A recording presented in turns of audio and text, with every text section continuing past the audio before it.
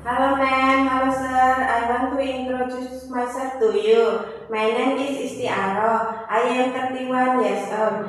I am divorced. I don't have children. My last education senior high school. My religion Muslim. I have two brothers, one sister, and I am number one in my family. My height 155 cm. My weight 73 kg.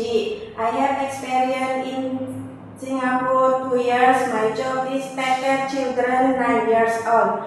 Sweep and mop the floor, washing and ironing the clothes, and cooking. I have experience in Taiwan 2 years. My job take care children 5 years old.